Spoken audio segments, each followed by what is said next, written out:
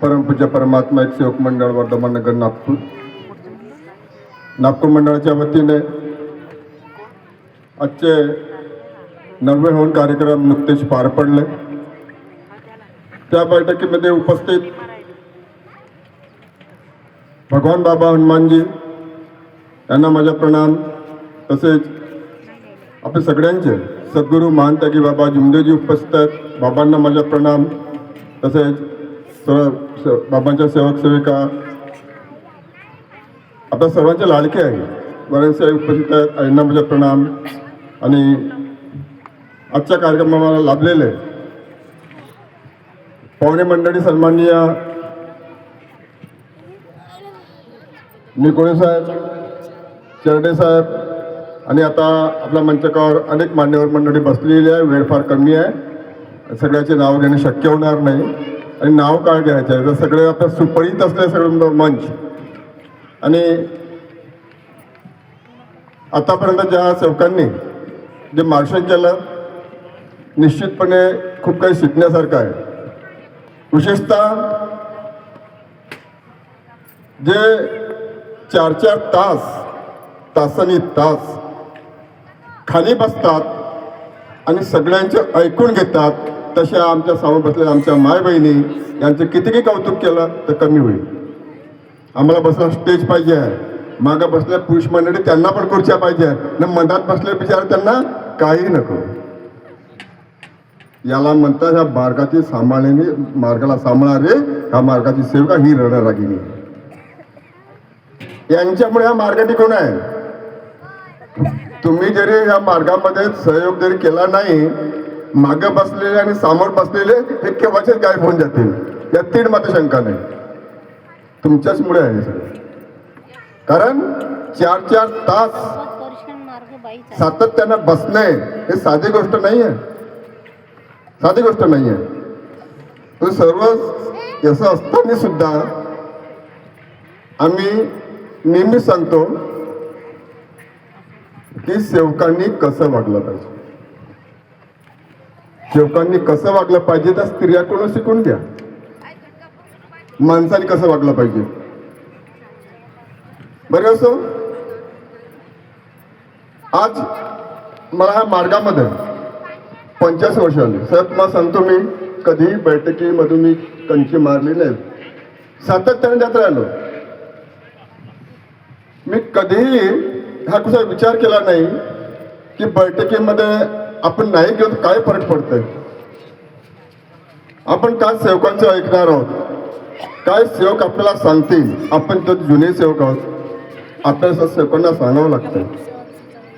ही भावना मी माझ्या मनात कधीही आणली नाही, ते यासाठी आणली नाही, मला माहित होतं ज्या बैठकीला मी चाललो ते सेवकाची जरी बैठक असली, सर्वप्रथम ते परमेश्वराची बैठक आहे आणि त्या बैठकीमध्ये आपण गेल्यामुळे आपली हजेरी तिथं लागतो आणि हजेरी कोण त्या परमेश्वराकडे असतो। त्याचं फळ हे कधी मिळेल तुम्हाला कळणार नाही। राहुलने सांगितलं फळ की अपेक्षा मत करू, ते मिळणार। तुम्ही तुमचे कर्तव्य करत चला। खूप सेवक सांगतात मी या मार्ग स्वीकारला तेव्हापासून आजच्या क्षणापर्यंत भगवंताने मला खूप काय दिलं, मी खूप सुखी आणि समाधानी आहे, ती मात्र शंका नाही। पण सुखाची व्याख्या कशी करायची, आपण सुखाची व्याख्या कशी करायची? पैसा आहे म्हणून सुखी आहे, धन दौलत आहे म्हणून सुखी आहे, प्रॉपर्टी आहे म्हणून सुखी आहे। जगातला एकमेव कोणी सुखी माणूस जरी असेल तो या मार्गाचा सेवक आहे, कारण त्याच्याकडे समाधान आहे। ज्याच्याकडे समाधान नाही तो जगातला एकमेव दुःखी माणूस। ज्या सेवकांचे दुःख जेव्हा मी ऐकतो तेव्हा मला असं वाटतं की सर्वात सुखी प्राणी म्हणजे कोणी असेल तो मग मी आहे, माझे कुठलेच काही प्रॉब्लेम नाही, कधीच नाही सर। मी आयुष्यात कधी सुख कशाला म्हणतात, सुखाच्या मग मी लागलो नाही, मी पाहिलेला आहे दुःख आणि दुःखातून केलेला संघर्ष, त्याच्यातून मिळालेला यश। म्हणून बाबांनी भगवत कृपा प्राप्त केली तेव्हा बाबांनी काय गरज होती हो तुम्हा आम्हाला सगळं सेवक बनवण्याची, बैलबंडींना प्रचार करण्याचा? आम्ही केला त्यावेळेस बाबासोबत. तो काळ आम्ही बघितला. पायी जात होते बाबा, बैलबंडीने जात होते. तेव्हा आमच्या बहिणी बसल्या इथे राऊत, त्यांचे सासरे होते, त्यांना माहित आहे कुटुंब खूप जुनं आहे. त्यावेळेचे आम्ही सेवक आहोत. तो काळ आम्ही बघितला. बाबा सोबत पैदल उन्हात तान्हात. आता तर खूप साधनं झालीत, ह्या पुढे काही साधन नव्हतं. बाबांनी बैलबंडीनं मिळेल त्या वाहनाने दौरे केलेत. कालांतराने बँक ओपन झाल्या, गाड्या घोड्या झाल्या. मी पाहिलेलाच होता. ज्या गाडीतून बाबांनी प्रवास केला ती बँकेची गाडी होती. तर तुम्हाला सांगतो, बँकेच्या गाडीमधून बाबाने प्रवेश करायचे तर त्या गाडीचं भाडं सुद्धा बाबा जेवढून द्यायचे. आम्ही प्रतिमा भगवंताची आणायला जातो भवनामध्ये, तर ते भाडं सुद्धा त्या सेवकाला आम्ही देतो की नाही रे बाबा आमची निष्काम सेवा. ते गाडीचे भाडं सुद्धा देतो. कारण बाबाच्या बँकेचे संस्थापक होते, बाबाचा तो अधिकार होता गाडी वापरण्याचा. तरी बाबांनी त्याचा मोबदला बँकेत झाला पाहिजे.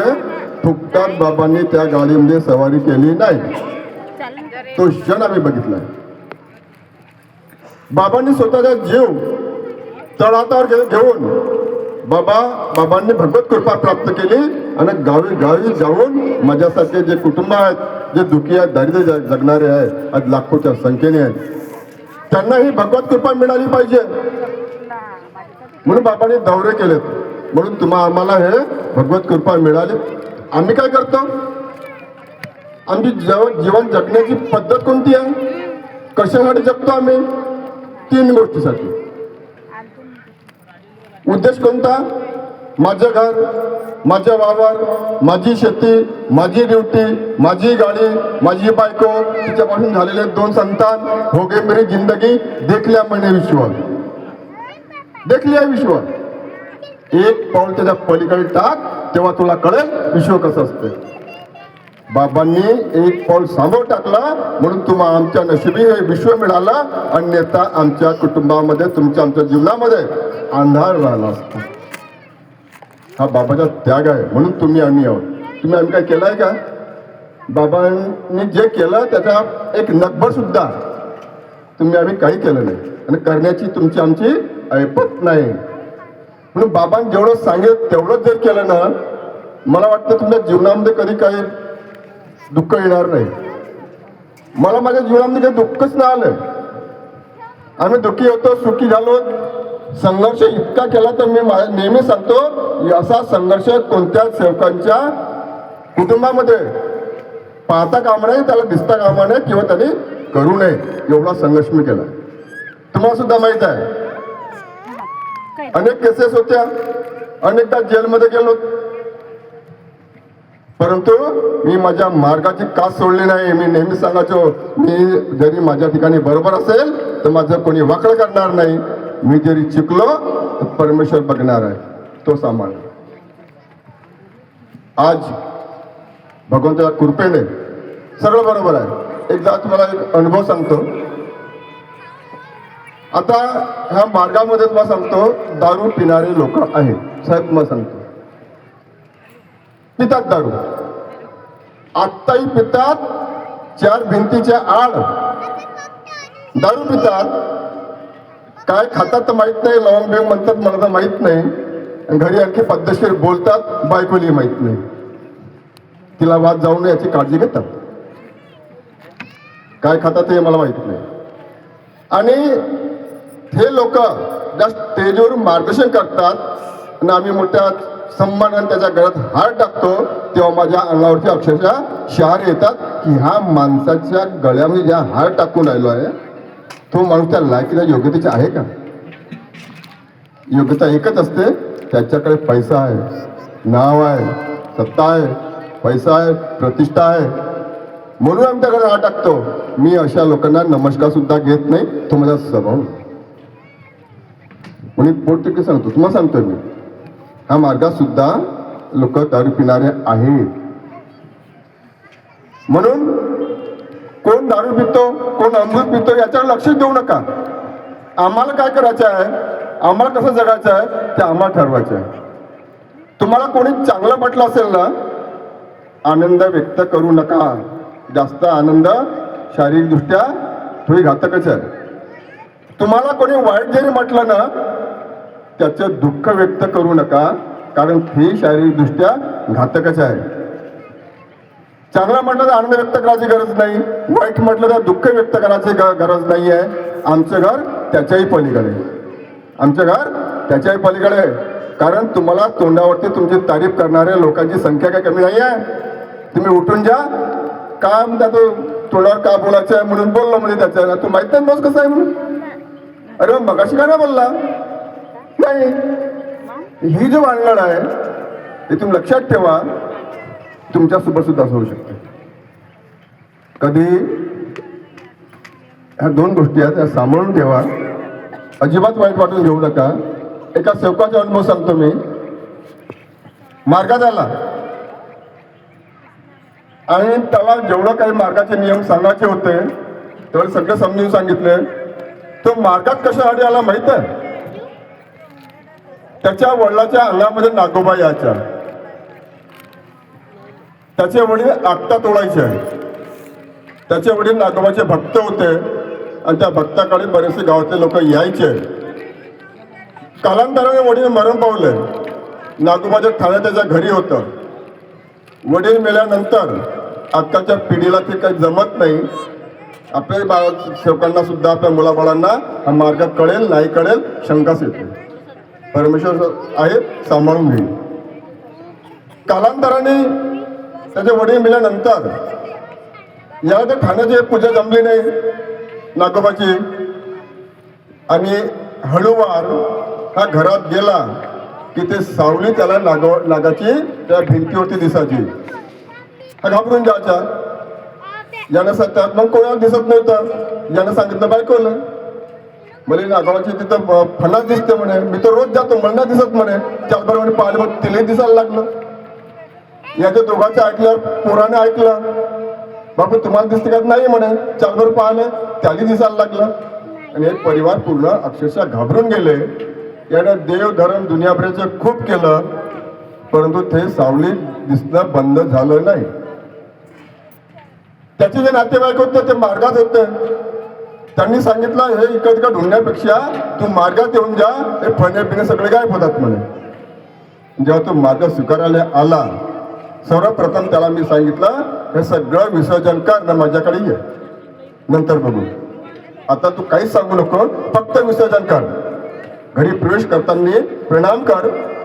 सांगितलं त्याला अशा पद्धतीने कर. तुला नसेल कळत तर शेजारच्या सेवकाला मी फोन करतो, त्याला सोबत जा, प्रणाम कर, घरात प्रवेश कर, मला फोन कर तुला दिसते का? अजिबात दिसलं नाही. कार्य शूज करायचे होते. ही दैवशक्ती आहे. सगळं सुख समाधान सगळं मिळालं. हा मार्गाची एकच खासियत आहे, तुम्हाला तत्काळ रिलीफ भेटला का तुम्ही तुमच्या टान्समध्ये येऊन जाता. अब अपने को कुछ नहीं होता, अपना सब कुछ बराबर हो गया. आणि त्याच्याचमुळे दुःख कुटुंबामध्ये येतात, आमची वागणूक बदलते. आणि तो सेवक तिकडे आउट ऑफ स्टेटला दुसऱ्या राज्यामध्ये फिरायला गेला. मला फोन केला त्यांनी, वर्षामध्ये कार्यालय वेळ लागेल तसं फिरायला जायचं आम्हाला, जा जगात कुठेही जा, काही फरक पडत नाही, बरेच त्या पाठीशी. मित्रासोबत गेला. बाकीचे मित्र अनेकातले होते. त्यांनी सांगितलं आपण थोडं लांबपर्यंत आलो आहे, थकलो आहे यार, आता जास्त फिरणं बरोबर होणार नाही, अंगपाट खूप दुखते, आपण संध्याकाळी धाब्यावरती आपला विषय जमवून टाकू. हे गेले. याने सांगितलं मी परमात्मामध्ये आहो, दारू पिणं मी बंद केली, हे जमत नाही. इथं कोण पाहायला येऊन आलं म्हणे. इथे कुठं मार्गदर्शक घेणार आहेत का? त्या घरचे लोक आहेत, बायको आहेत, पोरं बारा आहे, कोणीच नाही. आपण तर 4 लोक आहोत. पिऊन घेऊन नंतर काय तर तुम्ही तर माफी मागताच. ह्या माणसाने दारू पिऊन घेतली, घुमला फिरला हप्ताभर. मला फोन केला, वारसा मी बाहेर गेलो होतो, आता मला कार्य सुरू करायचं आहे. मला ठीक आहे बेटा. पुढचे कार्य त्यांनी घेतले. 2 पोरं बॉक्सर गाडी, मुलगी समोर बसली, मुलीच्या मागे पोराला बसवलं. आपण सुद्धा गाडी चालवण्याला आपल्या मागं बायकोला बसवली. एका गाडीवरती 4 लोक, म्हणजे संपूर्ण कुटुंब. भिसी ते चिमुरमार्ग तिकडे जात होता गाडीने. रोड खुला होता.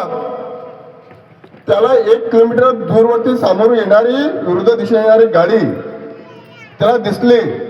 काही गाडी अगदी माझ्या अंगावरती आली म्हणून त्याने ते गाडी सिद्धी बांध्यामध्ये खाली रोडच्या उतरवून टाकली. बांध्याला पारी असतात ना, एक पार वळली, दुसरी पार वळली, तिसऱ्या पार्टीमध्ये पार वळणारी गाडी पलटी झाली आणि पठ्ठ्याचा पाय मांडीतून मोडला.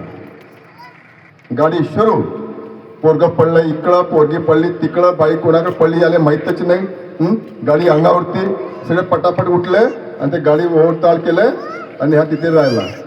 गाडी उशिरा, समोर येण्याची गाडी होती ते उशिरा आली. ते धावले बिचारे, याला उचलला आणि घेऊन त्या चिमूरच्या हॉस्पिटलमध्ये घेऊन गेले. त्याला तू गाडी टाकलीच कशी? तुम्ही माझ्या अंगावरती गाडी आणली म्हणे. कुठे न्यायला लावून? तुम्ही ती गाडी माझ्या अंगावर आणली होती म्हणून मी खाली गेलो म्हणे. गाडी घेऊन तर आम्ही आत्ता आलो म्हणे. पहा भगवंताची करणी. हॉस्पिटलला गेला, ऍडमिट झाला. मला फोन केला. मी म्हटलं काय तुझा, पहिले तू आधी आपला उपचार करून घे आणि तीर्थ घेऊन घे, थोडं बरं वाटलं मला सांगशील, नंतर आपण ह्या विषयावरती चर्चा करू. पण तू आत्तापर्यंत काय तुझ्या हाताने कुठे ते दिवे लावलास हे मध्ये आधी मला सांगशील, त्यानंतर पुढचे मार्गदर्शन काय ते बघून टाकू. हा सांगायला तयार नाही. हा गेला पट बांधाले. आजकाल लोक पट खूप बांधतात, पण ते चितपटवाला काम होतं ना, पट कसा होईल. हा तिथे पट बांधायला गेला. असं पट बांधणारा मग हड्डी मोडली होती, हड्डी जोडून पट बांधे. एकदा बांधला तर हड्डीवरून दुसरं, म्हणजे एकावर एक हड्डी येत नाही. भले ते जुळेल नाही जुळेल नंतरचा विषय आहे, पण ते बांधला तर हड्डी एकावर एक येत नाही. त्याला जेव्हा तो 7 दिवसात पट खोलाले बोलूय, हड्डी एकावर येते. हा प्रयोग 3दा झाला. त्याने विचारला त्या पट बांधणाऱ्याने, अरे म्हणजे जिंदगीत असं माझं झालंच नाही म्हणे, तू का असं राहिला, तू काय देवा धर्माला म्हणतेस का म्हणे. अजय म्हणे मी परमात्मामध्ये आहो म्हणे. आपल्या मार्गदर्शकाला सांग म्हणे, माझ्या घरची लोक मार्गात आहे, मी नाही आहे म्हणे. तुमचं काम थोडं वेगळं आहे म्हणे. तू आधी सांग म्हणे मला मार्गदर्शकाला तू नका केला. मग याचा फोन आला म्हणलं, वारे साहेब म्हणे मी काही गोष्टी लपवल्या म्हणे तुमच्यापासून, मी दारू पेली होती म्हणे. शाबास, कार्य घ्यायच्या पुढे का नाही सांगितलंस, चर्चा करता आली असते. हे सगळं घडल्यानंतर सांगून राहिलास. आता काय करायचं? काय नाही म्हणा, तर तुम्हाला काय वाटते ते तुम्ही मला सांगा. आत्ताच माफी मागून घे. काय पट बांधायचं, ऑपरेशन करायचं, काय सांगते ते तू करून टाक. आधी माफी माग, पटाचा काय ते विषय संपवून टाक आणि नंतर एक आठवडा मला फोन कर. ज्याने पट बांधला होता, पाय जुळला, पट सोडला, तेव्हा सांगितलं आता तुला कुठंतरी तुला आराम आहे. सांगत तात्पर्य का खोटं बोलून तुम्ही ज्यावेळेस कार्य घेता, दारू पिता मार्गदर्शकापासून तुम्ही लपवता. तुम्हाला सांगतो, एखादी गोष्ट एखादी बाई नवऱ्यापासून लपवू शकते. हा प्रयोग होते. नवरा बायकोपासून लपवू शकते, मुलं आई वडिलापासून लपवू शकतात. आम्ही एकमेकापासून काही गोष्टी लपवू शकतो. परमेश्वराचे CCTV कॅमेरे जगभर लागले आहे. त्यातून तुम्ही सुटू शकत नाही, तिथं तुम्ही वाचू शकत नाही, तिथं तुम्ही लपवू शकत नाही. कारण तो सगळा तोच पाहिजे. कोणी येणार तुम्ही मार्गदर्शकासोबत सुद्धा तुम्ही खोटं बोलू शकता ना. बोलला ना तो. शेवटी काय झालं? म्हणून ह्या मार्गावरती एवढा साधा सरळ सोपा मार्ग आहे हा, की तुम्हाला दुसरं तिसरं काही करायचं नाही. फक्त तत्व शब्द नियमानं वागणे आहे. जी नियमावली दिली आहे आणि त्या नियमावली एवढी साधी सरळ सोपी आहे. माझे वडील 90 वर्षे मरण पावले. त्यांचे वय 90 वर्ष झालं होतं. अशिक्षित होते. त्याला लिहिता बी येत नव्हतं, वाचता बी येत नव्हतं.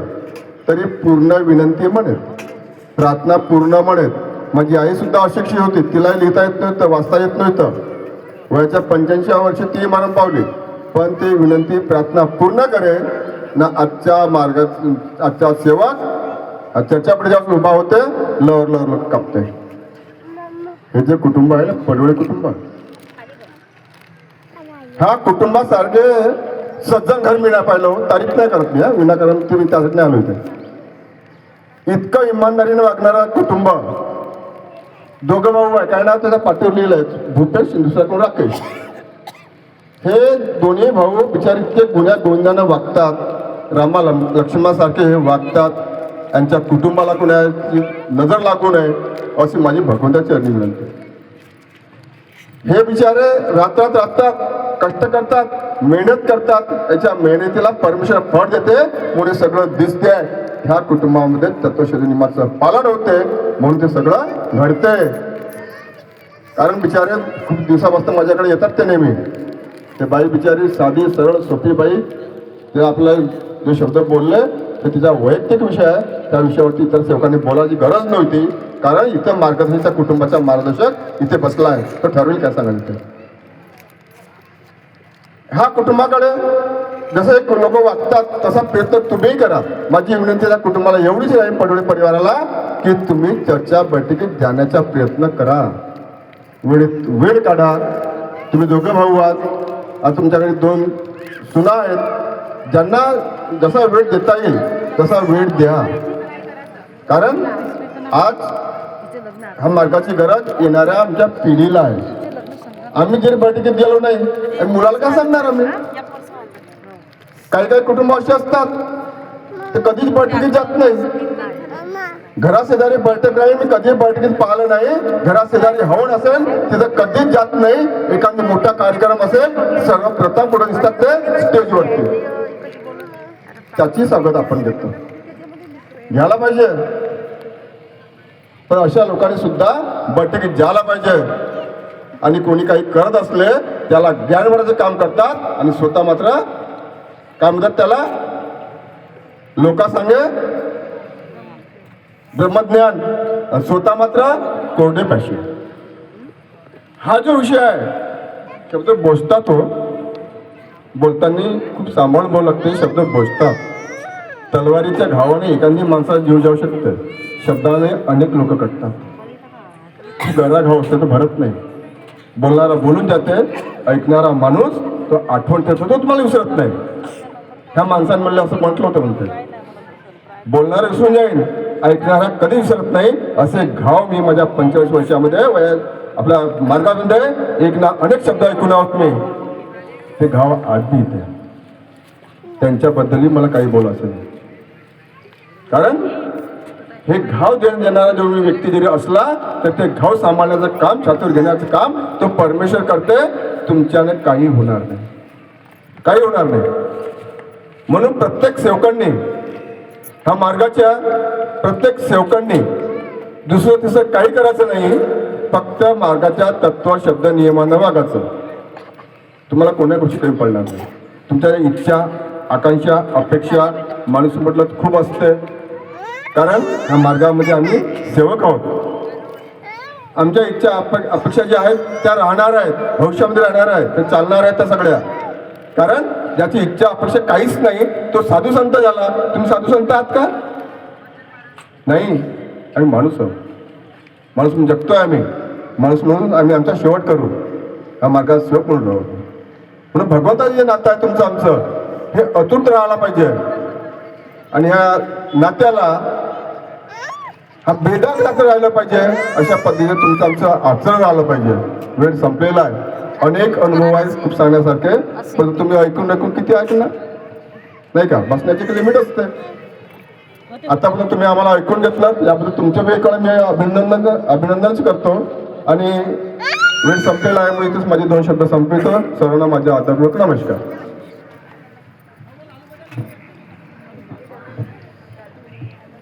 धन्यवाद जी वारे साहेब. खूप सुंदर असं अध्यक्षीय मार्गदर्शन अनेक मुद्द्यावर भर देऊन आपण सेवकांसमोर सादर केले. आपण सांगितलं की या मार्गातला सेवक असून सुद्धा 4 भिंतीच्या आड जाऊन कुठेतरी वाईट वेचण्याचा छंद आहे. गोष्ट खरी आहे साहेब. कारण महान त्यागी बाबा जुमलेजींनीच सांगितलेले शब्द आहे की या मार्गात येणारे सेवक लाखो करोडो होतील, पण माझ्या शिकवणीवर तत्वशब्द नियमानं चालणारा सेवक हे फक्त बोटावर मोजण्याजोगते राहतील. हे बाबांच्याच वाणीतून शब्द निघाले आहेत. कारण आता सेवक मानवी जीवनामध्ये चालत असताना कोणी खोटे बोलत आहे, कोणी राग आणत आहे आणि कोणी वाईट व्यसनाचा छंद करत आहे. काही लोक तर पटावर होडी सुद्धा लावत आहेत. साहेब, जसा जसा मार्गाची संख्या वाढत जाईल तसतशी लोकांची मनोवृत्ती, कारण जोपर्यंत सेवक चर्चा बैठकीमध्ये येणार नाही तोपर्यंत हा मानव धर्म काय आहे, हा मानव धर्माची शिकवण काय आहे हे सेवकांना कळणारच नाही. आणि आपल्याला जोपर्यंत शिकवण कळणार नाही तर मग आपल्याला तत्व आणि शब्द आणि नियम हे काय आहे हे आपल्याला कसं कळणार आहे साहेब.